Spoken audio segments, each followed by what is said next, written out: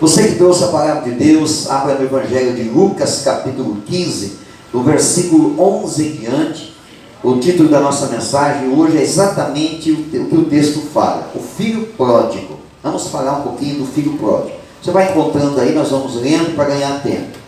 Continuou: certo homem tinha 2 filhos. O mais moço deles disse ao pai: Pai, dá-me a parte dos bens que me cabe.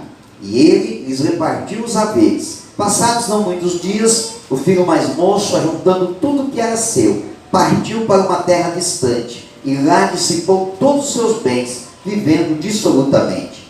Depois de ter consumido tudo, sobreveio àquele país uma grande fome, e ele começou a passar necessidade. Então ele foi e se agregou a um dos cidadãos daquela terra, e este o mandou para os seus campos a guardar os porcos. Ali desejava ele fartar-se das alfarrobas que os porcos comiam, mas ninguém lhe dava nada. Então, caindo em si, disse: quantos trabalhadores de meu pai têm pão com fartura, e eu aqui morro de fome? Levantar-me-ei e irei ter com meu pai, e lhe direi: Pai, pequei contra o céu e diante de ti, já não sou digno de ser chamado teu filho, trata-me como um dos teus trabalhadores. E levantando-se foi para o seu pai. Vinha ele ainda longe, quando seu pai o avistou, e compadecido dele, correndo o abraçou e beijou. E o filho lhe disse: Pai, pequei contra o céu e diante de ti, já não sou digno de ser chamado teu filho. O pai, porém, disse aos seus servos: trazei depressa a melhor roupa, vestiu, pondo-lhe um anel no dedo e as sandálias nos pés. Trazei também, matai um novilho cevado, comamos e regozijemo-nos. Porque este meu filho estava morto e reviveu, estava perdido e foi achado. E começaram a regozijar-se. Amém? A passagem do filho pródigo, bastante conhecida, eu acredito que todos aqui já tenham pelo menos ouvido, ou têm um mínimo de conhecimento a respeito dela, mas é uma passagem que nos traz um grande ensinamento. Esse jovem, isso é uma parábola que foi contada por Jesus, uma história contada por ele, e nessa história que Jesus conta a respeito do filho pródigo, diz que um pai tinha 2 filhos, e o filho mais novo, um belo dia chegou para o pai e disse assim: olha, eu quero o que me pertence, eu quero a minha herança, porque eu não quero ficar mais trabalhando aqui junto com vocês, eu quero tocar a minha vida, eu acho que eu já sei o que é melhor para mim, eu quero ter uma aventura, eu quero viajar, eu quero ir para longe, eu quero colocar em prática as minhas ideias, eu quero conseguir poder colocar em prática aquilo que eu penso. Muita coisa eu não concordo, muita coisa não é de acordo da forma como eu imagino, então eu quero ter uma vida diferente.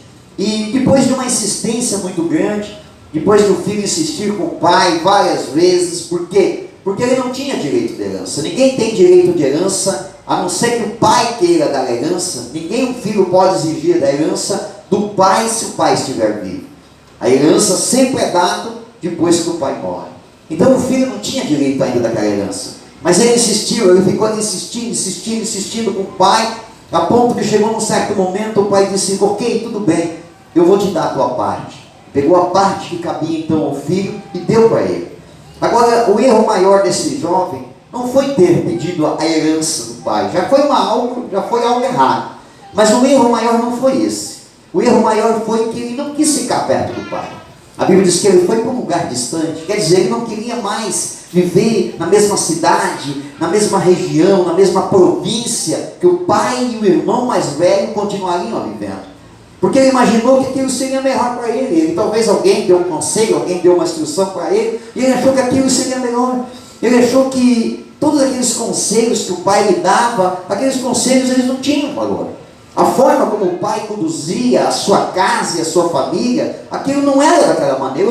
Os tempos tinham mudado. Havia uma modernidade e o pai estava um pouco ultrapassado com as suas ideias. Então o filho, ele, além de pegar a herança que ele acreditava que cabia a ele não queria se manter perto do pai, na mesma cidade, na mesma província. Ele queria ir para um lugar distante, queria conhecer lugares distantes. E se tem um erro que as pessoas cometem, é exatamente isso: é sair de perto de pessoas que são bem-sucedidas. O pai poderia ser antiquado, mas o pai era bem-sucedido. Aquele filho, ele tinha aquela herança porque o pai foi bem-sucedido no seu empreendimento. O pai soube administrar a sua renda, então ele tinha uma herança para deixar para os filhos. Se tem um erro que alguém pode cometer, é sair de perto de pessoas que são bem-sucedidas. Agora, as pessoas bem-sucedidas, que muitas vezes estão perto de nós, e quando eu falo bem-sucedidos, é bem-sucedidos na família, bem-sucedidos no casamento, não precisa ser especificamente financeiro, não precisa ser especificamente material, mas pessoas que são bem-sucedidas no casamento, na família, na vida profissional, na vida espiritual e ministerial. Muita gente sai de perto de quem é bem-sucedido para tentar uma aventura num lugar e com pessoas que ele não conhece. Esse jovem fez isso, ele foi.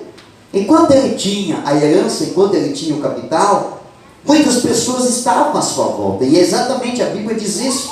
A Bíblia diz que a riqueza atrai pessoas e a pobreza as afasta. Quem tem dinheiro, quem tem bens, quem tem propriedades, normalmente sempre tem alguém rodeando, sempre tem alguém por perto. Agora, quando o cidadão cai numa ruína, quando ele perde o que ele tem, as pessoas se afastam. E o ser humano é exatamente assim. O ser humano, muitas das vezes, age por interesse. Quando tudo está bem, acompanha a pessoa. Mas quando tudo está mal, ela abandona aquelas pessoas. Então esse jovem, ele foi para uma terra, e lá ele começou a gastar absolutamente, quer dizer, ele começou a gastar de qualquer maneira. Ele acreditava que aquele dinheiro nunca iria acabar. Esse é um erro também, irmãos, achar que bens materiais não acabam. Eles acabam. Achar que bens materiais vão te garantir o sucesso lá na frente. Não vai garantir, irmãos.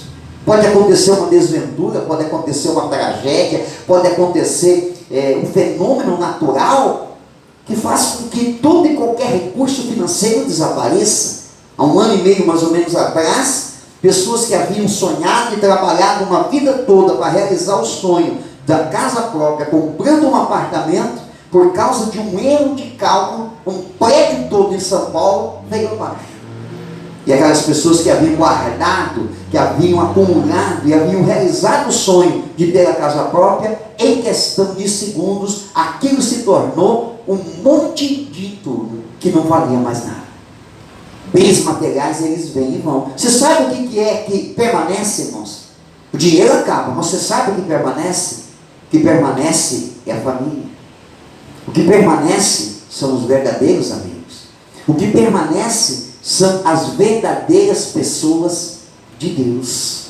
Só que essas pessoas, às vezes elas são, por causa do excesso de cuidado, às vezes elas são até indelicadas na hora de nos mostrar aonde nós estamos errando. E o ser humano muitas vezes não gosta de ser corrigido. Não gosta de ter alguém dizendo para ele: olha, do jeito que você está fazendo está errado. A própria Bíblia diz, se você advertir o sábio, ele te amará. Mas se você repreender um tolo, ele te odiará. Tem gente que não gosta de ser corrigido, de ser advertido. Tem gente que não consegue ter um relacionamento com alguém que se preocupa de verdade com ela, a ponto de lhe mostrar e dizer: olha, o que você está fazendo vai dar errado, isso não é uma coisa boa, isso é uma coisa errada, o que você está fazendo vai te levar para o fundo do poço.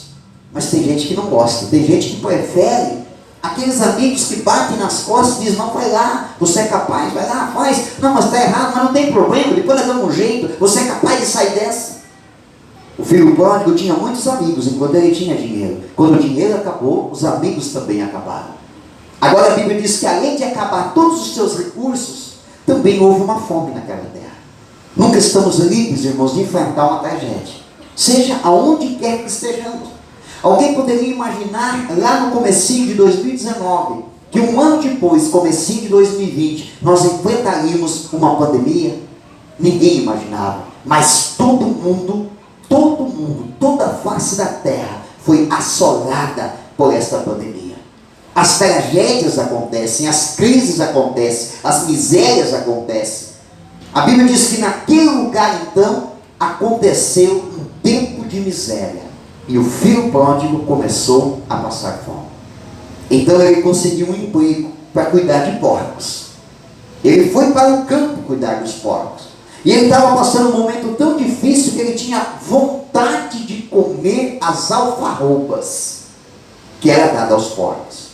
A alfarroba é uma espécie de uma vagem muito grande, e dentro dela tem um grão parecido assim com o grão de soja, mas ele é muito próximo, o seu sabor é muito próximo do chocolate. Hoje você encontra no mercado, aí você encontra pasta de alfarroba em pó, que é utilizada, eu sei que ela tem algo que eu acho que não sei se é menos açúcar que o chocolate, então ela é usada para substituir o chocolate, foi descoberto isso. Mas naquele lugar, naquela época, ele era um alimento de porco. E ele tinha vontade de comer as alfarrobas, mas nem as alfarrobas ele poderia comer. Nem a comida dos porcos lhe era permitido ele comer. Você já imaginou a situação que esse rapaz está? Talvez qualquer um de nós poderia apontar o dedo para ele e dizer: está vendo? Isso é consequência do erro que você cometeu. Você está colhendo o que você plantou. E realmente é uma verdade. Mas talvez fosse essa exatamente a nossa atitude. Levantar o dedo para ele e dizer: está vendo? Você saiu da casa do pai, você abandonou o pai, e agora você está sofrendo, você está pagando o preço por causa do erro que você cometeu. Agora, muito maior do que ter cometido um erro como este que ele cometeu, foi a atitude que o filho pródigo teve. A Bíblia diz que diante deste grande problema, ele caiu em si. Ele acordou. Irmãos, infelizmente muitas pessoas precisam que aconteça exatamente como o filho pródigo, chegar no fundo do poço.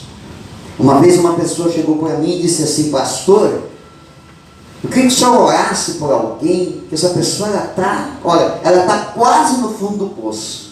Eu falei assim: irmã, vamos orar então para ele chegar logo no fundo do poço? Porque quando a pessoa está caindo, a maior parte delas só consegue olhar para um lugar, olhar para baixo. E quando elas caem no fundo do poço, o único lugar que reflete luz é lá no alto.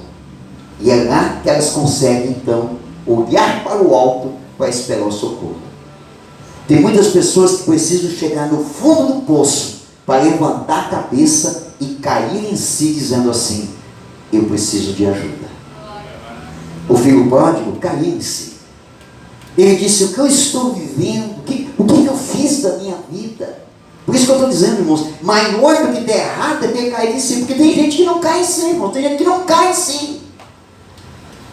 Deus está mostrando, Deus está falando, Deus está orientando, Deus está dando sinais, Deus está agindo na vida da pessoa, mas a pessoa não deixa. A prepotência, a arrogância, a altivez, a cerviz endurecida faz com que ela não caia em si do que ela está fazendo com a sua vida.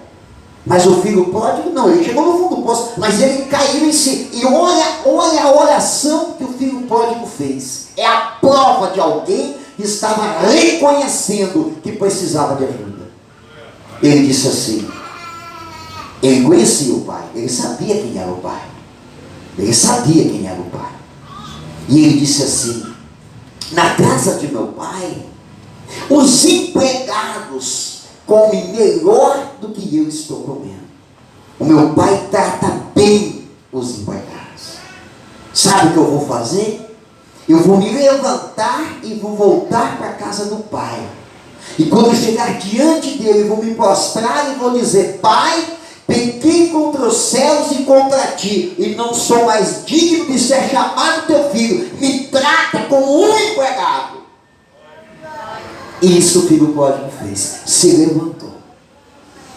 Se levantou da sua ruína, da sua desgraça, da sua miséria. Se levantou em meio a isso, com o coração arrependido, com o coração cheio de saudade do amor do pai, e viajou de volta para casa. Foram dias de caminhada, dias sem comer, sem calçado, com roupa rasgada, passando frio. Mas ele conseguiu voltar para casa. O que ele não sabia é que todos os dias, pela manhã, o pai, quando acordava e levantava, ele ia até a varanda da casa e da fazenda e olhava ao longe na estrada até enxergar o portão de entrada da fazenda, na esperança de ver o seu filho voltando. Todos os dias o pai fazia isso. Todos os dias. Naquele dia, quando o pai saiu na varanda e olhou lá na estrada, ele viu no portão um mendigo. Um mendigo no portão. Ele olhou no portão, lá de longe, ele olhou aquele homem. E talvez ele tenha pensado: é um pedinte, é um andarilho, é um mendigo que anda pelas estradas. Talvez tenha chegado na fazenda para pedir algum alimento.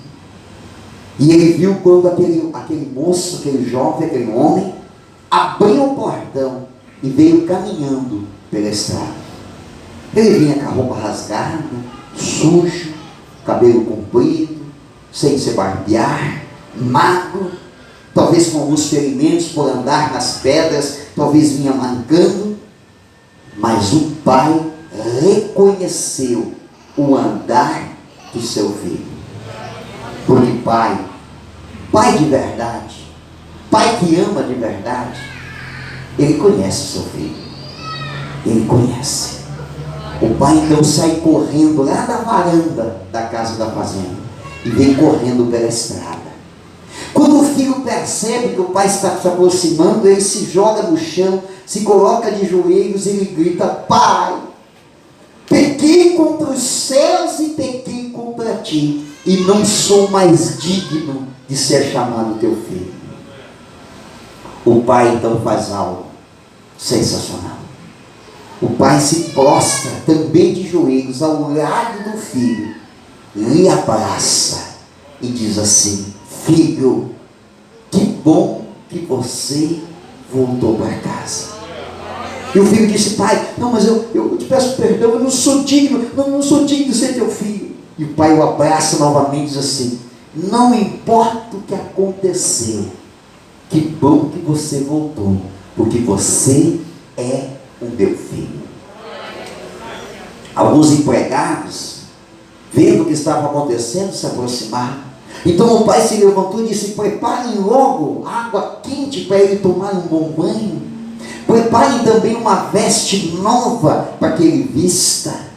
Também vão buscar as sandálias para colocar no seu pé. E olhou para um dos empregados de confiança e disse assim: vai lá nos meus aposentos e pegue um dos meus anéis e coloque no dedo dele, porque o meu filho que estava perdido, ele voltou. Você não ouviu na narração que o pai tenha lançado no rosto do filho alguma acusação, alguma cobrança? Você não ouviu na narrativa dessa história do filho pródigo que o pai tenha feito imposições para ele, dizendo: olha, tudo bem, você vai vir para cá, mas você vai morar lá naquele barraquinho, mas lá na casa grande você não vai poder morar. O pai não fez nenhuma objeção, porque o pai, quando ele ama de verdade. Ele ama de verdade. Você sabe por quê? Que Deus, ele nunca tem uma acusação, ele nunca aponta o dedo para nós? Porque Deus sempre está assim, de braço aberto, esperando você voltar. Esperando você voltar. Não importa se você tenha se afastado de Deus e também da igreja, ou se você de repente até não se afastou da igreja, mas se afastou de Deus. Porque às vezes tem muitas pessoas que estão longe de Deus, mas eles permanecem dentro da igreja. Não importa. O pai sempre estará de braços abertos, dizendo assim: filho, que bom que você caiu em si e voltou para casa. Se coloque em pé. Eu quero fazer uma oração com você nesta noite. Feche os teus olhos. E eu vou te convidar, se você quiser vir diante do